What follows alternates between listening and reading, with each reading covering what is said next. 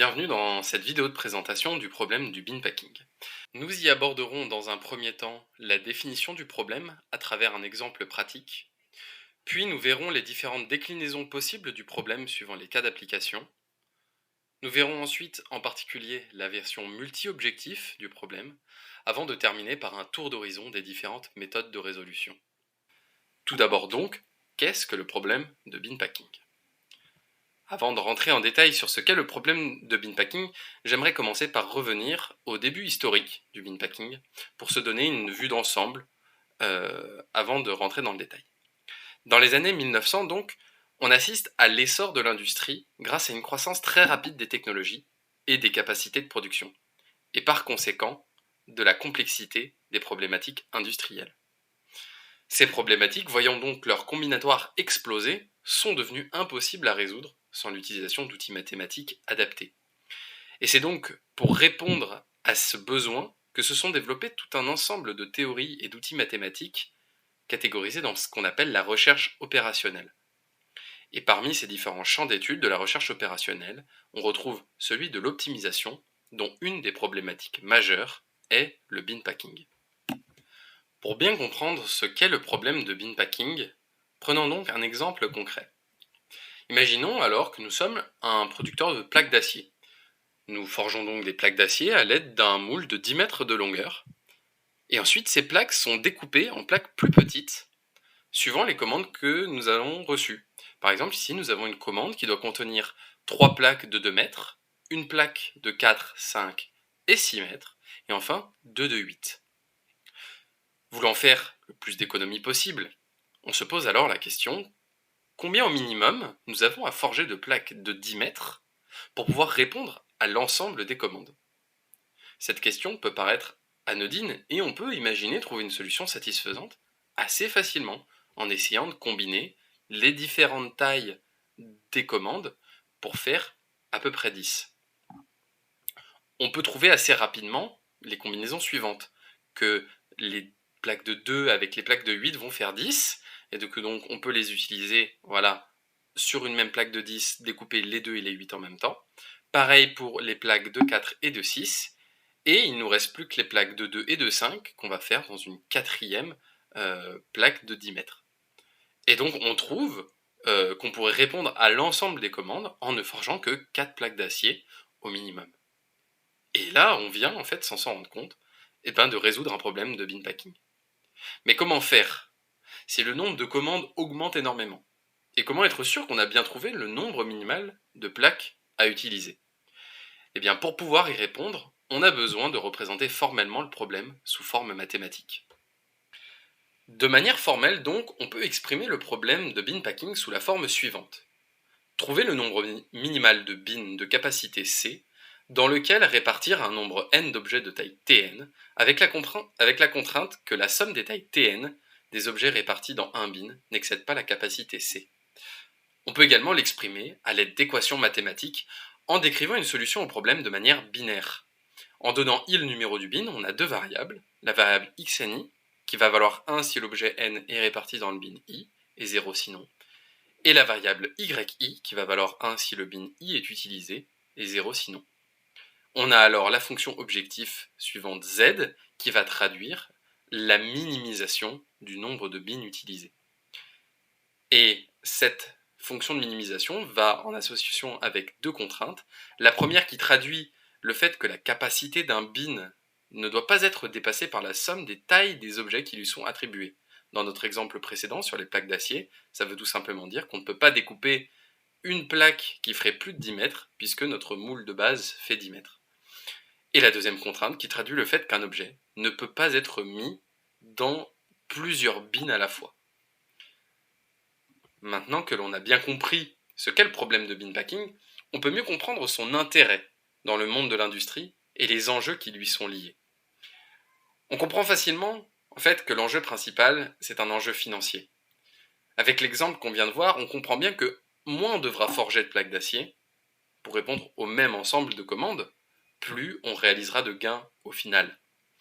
Une solution admissible dans notre exemple, et la plus simple, c'est simplement de forger une plaque pour chaque commande. Ainsi, on fabriquerait 8 plaques de 10 mètres et dans laquelle on découperait chaque commande. Mais du coup, on aurait doublé la production. Et pour quelques centaines de plaques, on va pouvoir faire des gains de quelques centaines d'euros, mais l'enjeu est lui aussi démultiplié avec les capacités de production, et ce sont des dizaines, voire des centaines de milliers d'euros qui pourraient être économisés à grande échelle. Mais il faut savoir que cette représentation basique du problème de bin packing peut être étendue en ajoutant de nouvelles contraintes ou de nouvelles dimensions pour modéliser de nombreux autres cas d'application. Et ce sont ces différentes applications du problème du bin packing que nous allons vous présenter maintenant. Donc nous voici maintenant rendus à la deuxième partie de cette présentation, au cours de laquelle nous allons présenter 5 exemples d'applications du problème de bin packing. L'idée c'est donc de voir les formes que peut prendre ce problème dans la littérature, et nous nous focaliserons en particulier sur les objectifs et sur les spécificités de chacun de ces exemples. Ces exemples sont d'ailleurs tirés d'articles de recherche qui sont disponibles dans la partie référence de notre wiki.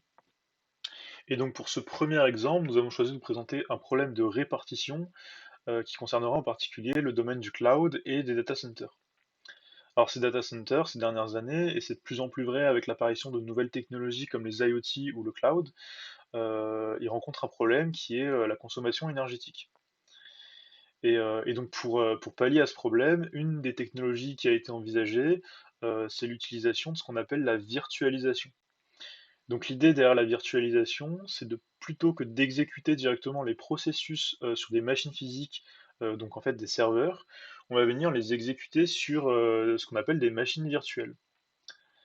Euh, alors les machines virtuelles, justement, elles vont pouvoir partager les ressources des serveurs, et c'est ça finalement qui va nous permettre de réduire la consommation énergétique des data centers. Donc finalement, bah, l'objectif, ça va être de minimiser le nombre de serveurs pour stocker les machines virtuelles. Donc on voit qu'on a affaire là à un problème de bin packing, mais il s'agit d'une version un peu particulière du problème de bin packing, puisque les machines virtuelles ont une durée de vie limitée, donc elles doivent sans cesse être réallouées aux différents serveurs en fonction de leur taille, en fonction également donc de leur durée de vie, et il s'agit donc d'un problème de bin packing dynamique. Alors pour ce deuxième exemple, nous avons choisi un problème de planification qui concernera en particulier le domaine des hôpitaux publics. Et donc au sein de ces hôpitaux publics, un des principaux postes de dépenses est celui de la chirurgie et donc des opérations chirurgicales. Donc finalement, l'enjeu, ça va être d'optimiser le placement et le nombre d'opérations chirurgicales réalisées dans la semaine, donc sur une durée de temps définie, connaissant les contraintes de ressources, de disponibilité des chirurgiens, des infirmières, etc. Et donc ce problème, il est intéressant parce que en fait, il est non pas analogue au problème de bin packing, mais à sa version duale. C'est-à-dire que dans le problème de bin packing, comme on peut le voir sur le tableau présent sur la diapositive, donc l'objectif c'est de minimiser le nombre de boîtes auxquelles on va associer, donc affecter des articles. Et son dual, donc c'est plutôt l'inverse. L'idée c'est de maximiser le nombre d'articles qu'on peut mettre dans des boîtes. Et finalement, bah, c'est plutôt à ce problème dual euh, que, que notre problème de planification est analogue, puisque l'idée de ce problème dual, c'est de maximiser le nombre de cas chirurgicaux pouvant être réalisés connaissant les ressources. Et donc, il y a une analogie finalement entre les boîtes du bin packing dual et le temps dans notre problème de planification, et également entre les articles du dual et les cas chirurgicaux, enfin les opérations chirurgicales de notre problème. Alors, pour ce troisième exemple, nous avons choisi de vous parler d'un problème de transport qui concernera le cas particulier d'une entreprise marocaine.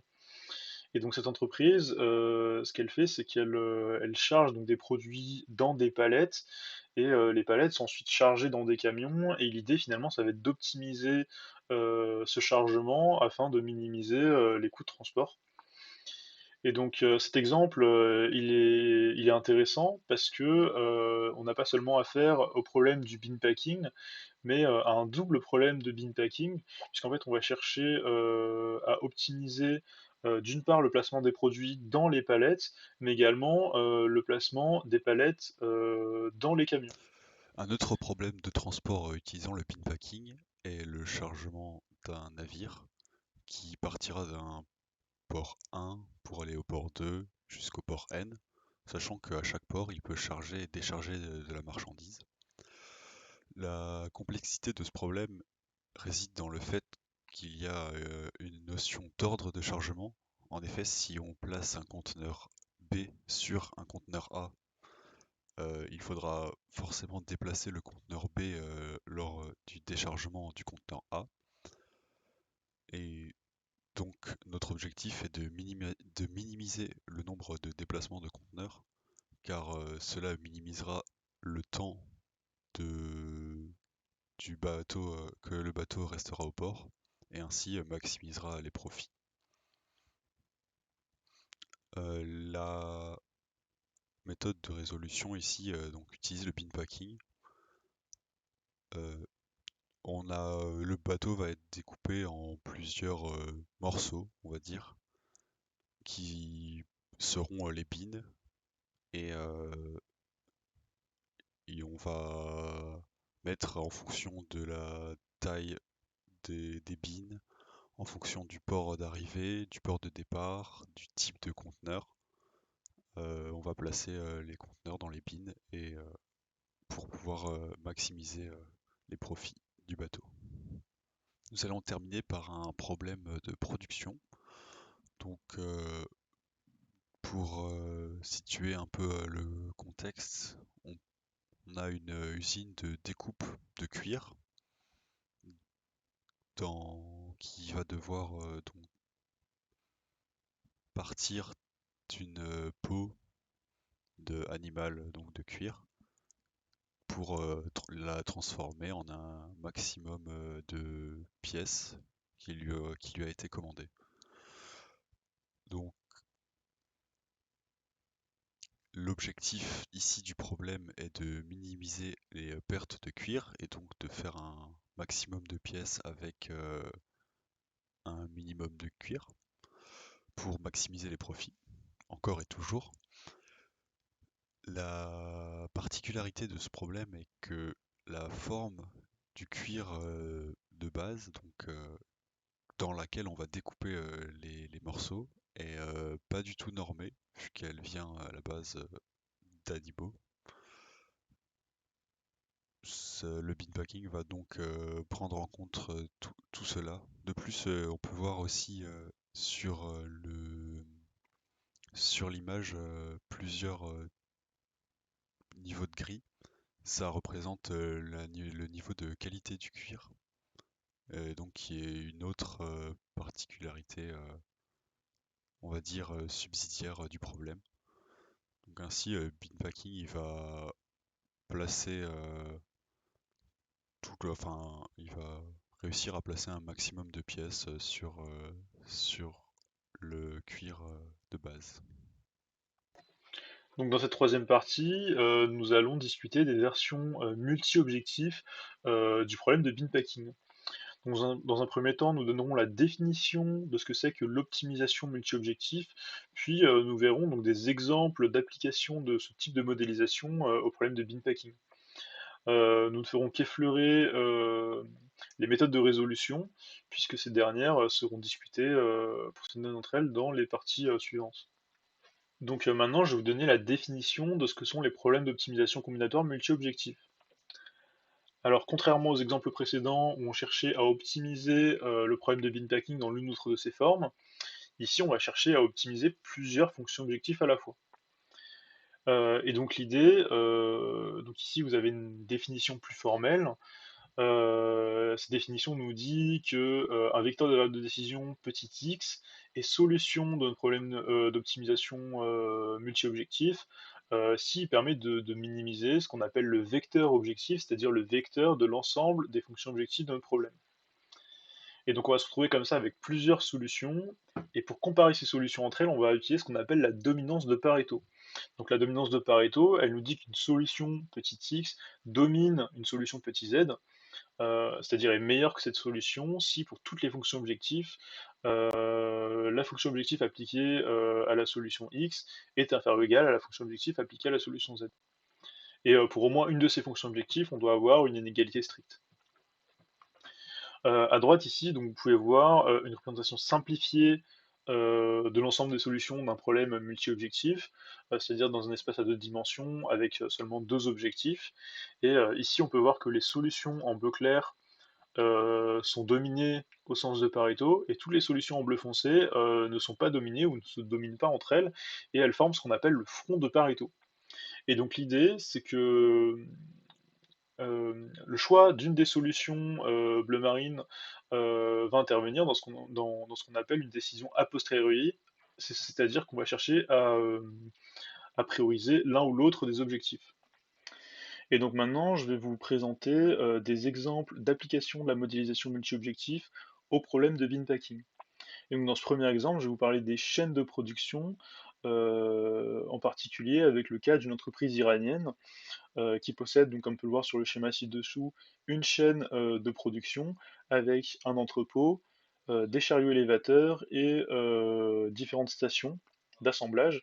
Et donc l'idée, c'est que les différents chariots élévateurs vont transporter des pièces détachées dans l'entrepôt aux différentes stations. Et donc finalement, on va se retrouver avec deux fonctions objectifs à optimiser, puisque dans un premier temps, on va chercher à minimiser le nombre de chariots élévateurs pour transporter les pièces détachées aux différentes stations. Et dans un deuxième temps, on va chercher à optimiser ce qu'on appelle le taux de lissage, c'est-à-dire faire en sorte que la charge de travail entre les différents chariots élévateurs soit plus ou moins la même. Et donc, pour résoudre ce problème, les chercheurs, donc dans l'article, l'article qui parle de cette entreprise, ils ont utilisé deux méthodes. Un algorithme dit first fit qui vous sera présenté donc dans les parties suivantes pour l'optimisation du problème de la fonction objective correspondant au problème de bin packing, et un algorithme dit de recherche locale pour l'optimisation de la deuxième fonction objective.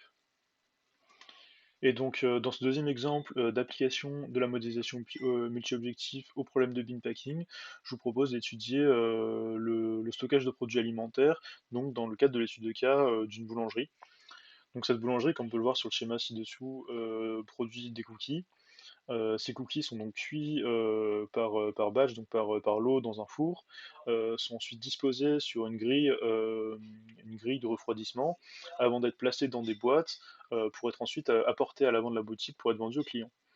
Et donc l'idée, ça va être de minimiser non seulement le nombre de boîtes utilisées pour stocker les cookies, mais également deux fonctions faisant intervenir des notions de thermodynamique, puisqu'on va chercher à également minimiser la température des boîtes en optimisant la disposition des cookies dans ces dernières, et également à minimiser le temps d'ouverture des boîtes pour faire en sorte que les cookies gardent leur fraîcheur et avant justement d'être apportés aux clients.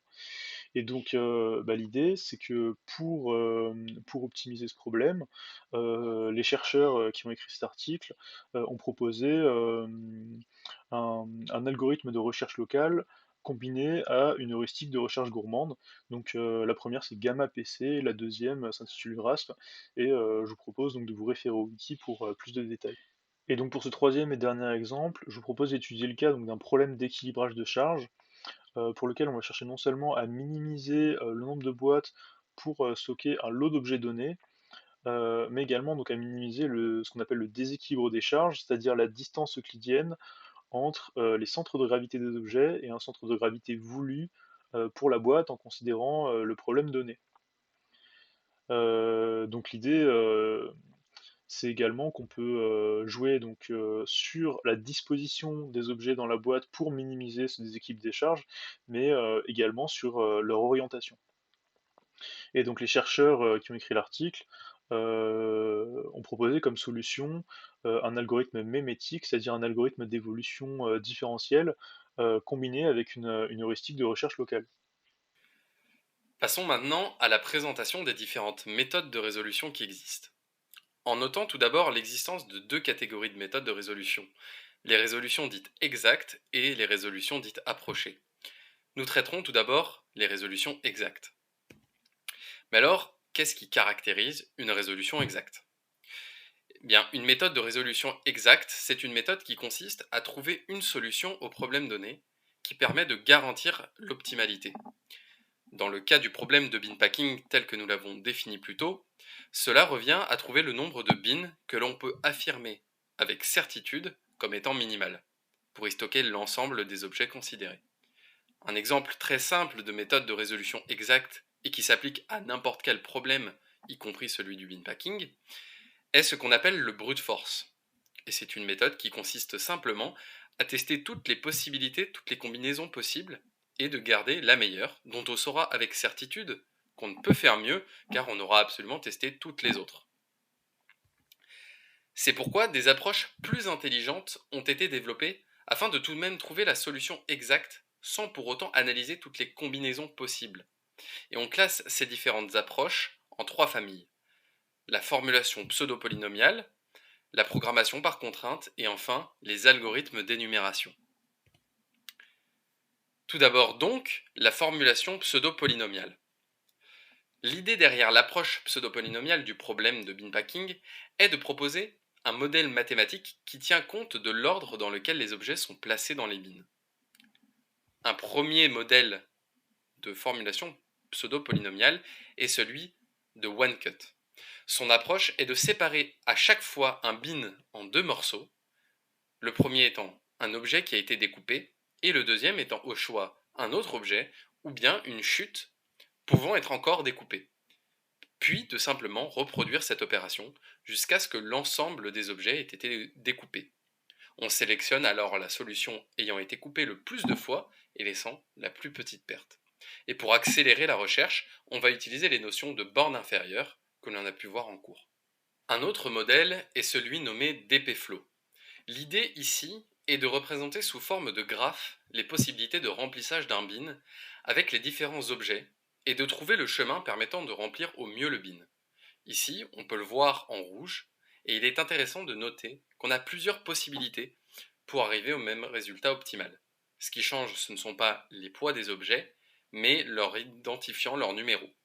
On peut voir ici qu'on peut utiliser soit l'objet 0 de poids 4, soit l'objet 1 qui est aussi de poids 4. On a ensuite la version simplifiée du dpFlow qui est nommée ArcFlow. C'est le même principe que dpFlow, sauf qu'on représente le tout sur une seule ligne. On a compressé d'une certaine manière le dpFlow. Et on voit que pour arriver au même résultat, eh bien, on ne tient plus compte du numéro de l'objet, mais seulement de son poids. Et donc on n'a plus les différents chemins comme tout à l'heure. Et on connaît également une autre méthode qui se base sur la méthode ArcFlow en y ajoutant une généralisation multigraphe, puis qui va utiliser des méthodes de compression de graphes pour obtenir de meilleurs résultats lors de la recherche du meilleur chemin. Passons maintenant à la deuxième famille de résolution exacte, la programmation par contrainte.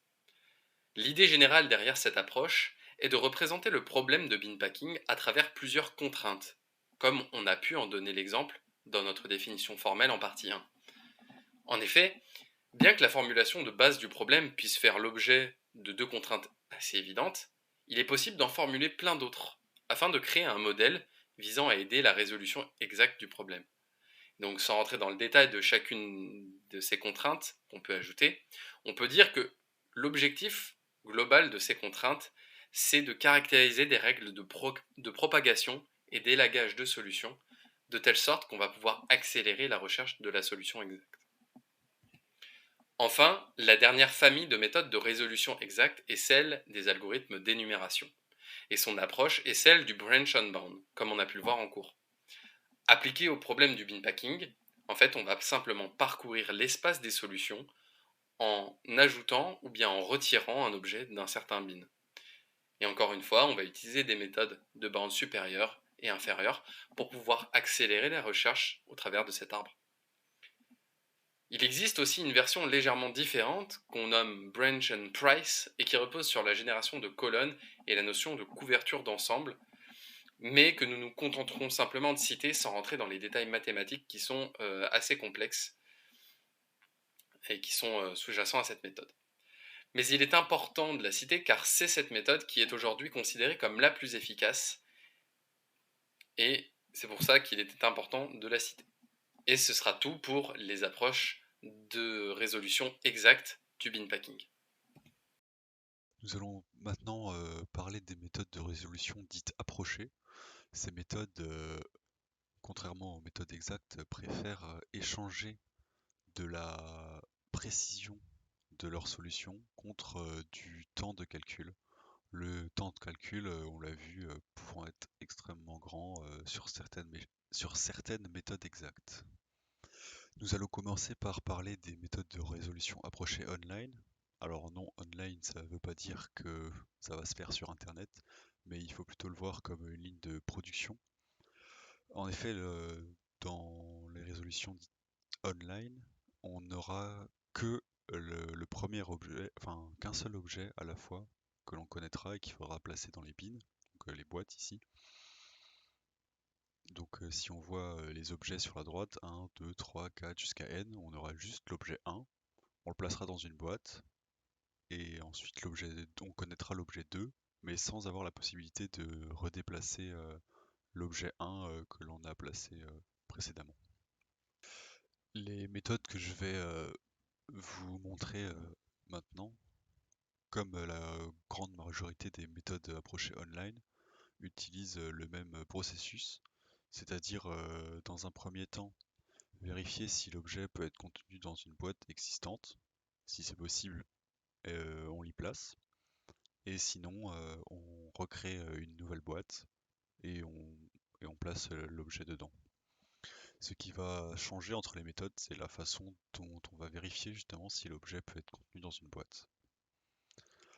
Par exemple, pour la méthode nextFit que l'on voit ici, va à chaque objet regarder dans la dernière boîte qui a été ouverte pour voir si on peut si on peut y placer l'objet.